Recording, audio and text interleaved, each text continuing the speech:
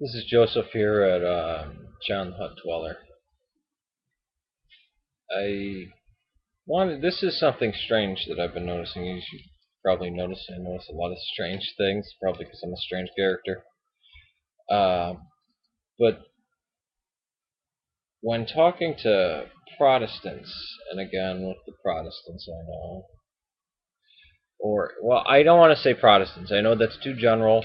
I know there's Lutherans and Anglicans out there that wouldn't fall into this group. But I find talking to younger people under 30 about, well, actually no, probably people under 50 about church and stuff like that on minor things.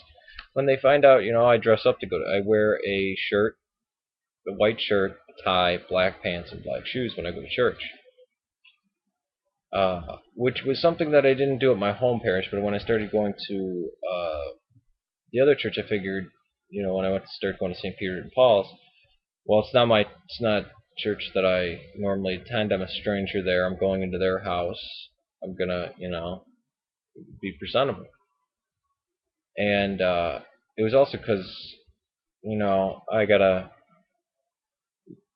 I have a I truly believe that that is the temple of God. Those are the sacred things, beyond the icons, beyond the royal doors. That's a sacred and holy place, and I have to start reminding myself that that's what that is. That you don't go in chewing gum. You don't go in. Well, of course, I'd never do that. You don't go in just whatever. You have to prepare yourself, and it's a good idea to stand back in the narthex, take a minute, and then walk in, not just go in. And I always kept to the tradition of, because with masjids, with mosques, you'd walk in with your right foot. You'd always enter with your right foot, which I think is a good thing to keep to carry over to the church, because when you do something as minor as that, it causes you to remember where you're at. Um,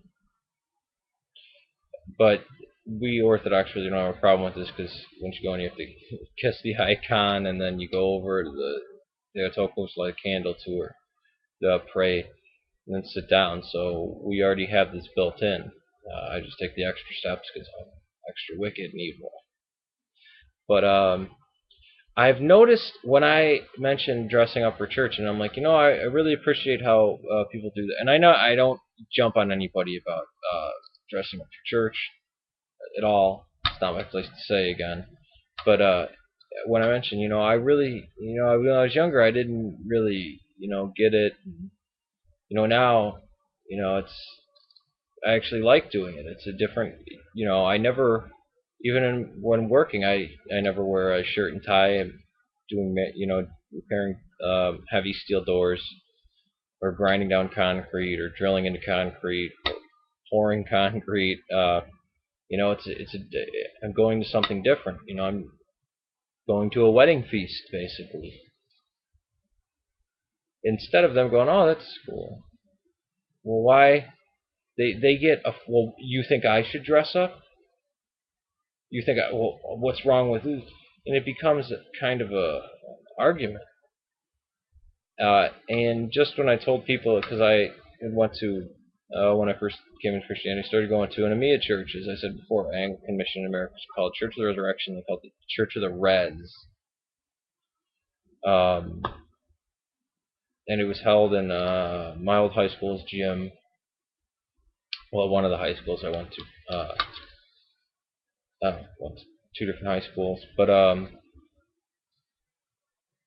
there's a very, yeah, I'm so glad I'm Orthodox now. It's like, it's like being in the desert and jumping into a swimming pool.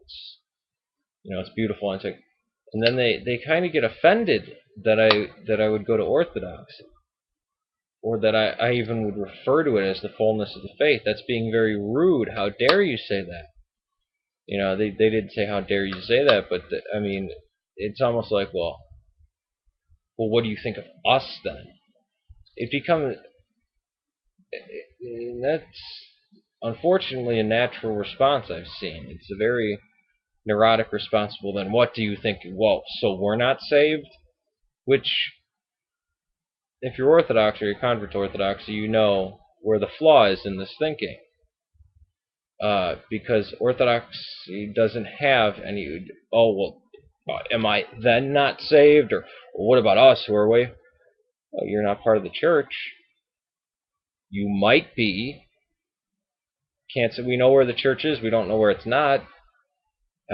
Which I think that answer to them is a slap in the face, and I would never say that to them. I would just say, well, this is the church, come home. I think that's actually better than saying, well, we don't know, we know where the church is, we don't. I think when you do that, you're really answering a Protestant with a Protestant answer. I don't. My mother's Catholic. My dad, I don't know what it is. Who knows? My brothers and sisters are kind of a hodgepodge of things. One of my brothers goes to a very Protestant church, and he's always bashing the Catholics.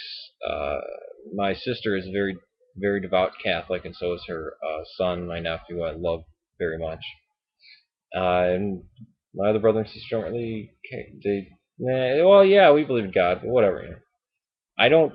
I'm not in blind fear for whether they're going to heaven or hell, like I was when I first started my journey to Christ, because I was told, well, you're saved or you're not. This and it's very strange when you hear these Protestants say, "Oh, you're not bogged, thank God for Protestant. I'm not bogged down in church, and with all sin, and you have to this and that."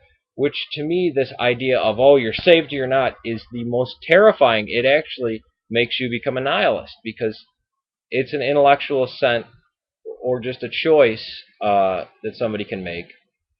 And all the good people with all the good stuff they do and all the love in their heart are not saved because they didn't say the magical words.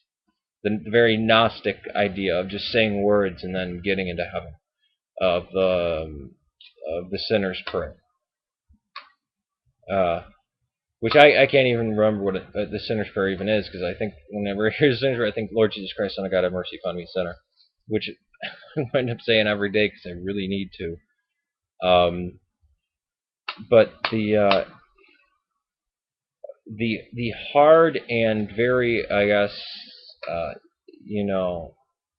most stark bondage I could imagine is this Protestant view of saved or not saved, of once saved, always saved. This is beyond cruel. In the Orthodox Church, if a child's animal dies, if one of their friends dies who happens to not be a Christian, they're not told, oh, well, see, that they're going to perish. Maybe they won't say hell, but they're not going into heaven. What about you? Look at your own. And it's all fear-based.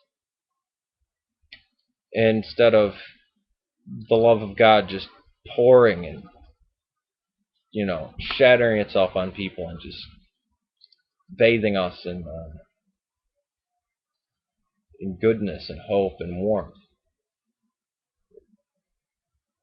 And you can see what really people believe and how they feel about God and the church and other people when you talk to them about orthodoxy, or you being Orthodox, who's ever watching this, of course,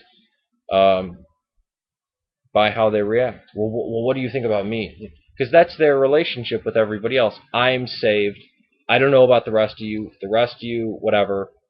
I know I'm safe. I hope I can get to you. I hope I have enough time to tell you the message of Christ, but I know which is not, in the Orthodox Church, you are not the center of the world. You are not the center of God's attention.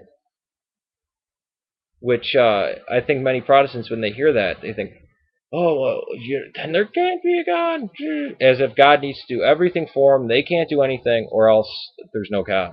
Which it winds up having the same effect. And you can see the morality of the Protestants with the morality of the atheists, and you don't see a difference. Morality of Protestant morality, it's all the same. So I think it really portrays actually betrays their what's really in their own mind, in their own heart, with these ideas of, well, you do something different than me. Well, then how do I fit in here? You must not, as if there's some judgment there. I love being in the Orthodox Church. Um, I probably like it too much. I'm thrilled to be a part of the Orthodox Church. I love going to church on Sunday. It's not a chore for me at all. Um, I guess it would be more of a, well, I don't even want to speculate on that. But yeah, I pray for my family. Definitely. I wish they would come closer to Christ. But I'm not going to start beating them over the head. Oh, you need to get chrismated. Come on. Well, we need to do this before you die. I'm not going to be, if one of my family members are on their deathbed, just urging them about Christ and this and that. Because that's not how Christ comes. I'd be telling them how much I love them, and I'd want to be with them and comfort them, which is exactly what Christ did do and what he does. And with Theotokos, she prays for us and the angels and the saints. And it's a very loving community that we're a part of. Those who are on this world and those who are beyond the veil. We're not alone. Protestants are alone, and I think it's horrible. And they don't need to be alone. You don't need to be in that cold darkness. Once saved, always saved. And if you ever have a religious image or you ask somebody else to pray for you, then you're considered a polytheist and cut off from God. That to me is Islam. That sounds exactly like Islam. And you can see that my godfather always said, well, Protestantism in the East is Islam. Protestant in the West is Calvinism. And I get what he says when he says that. I make these videos to try to get people, to get to people so they don't blow their brains out. Because I was many times at that verge. I tried to medicate myself with drug addiction for the longest time because what else was there? God wasn't relieving any of the pain. I was already going to be saved, but there was no way to walk out my faith in any way, shape, or form meaningful, and there was no relationship to anybody else. And then I found a better opium, a better heroin, and that's the Eastern Orthodox Church. And it's not something filthy. Peace to you.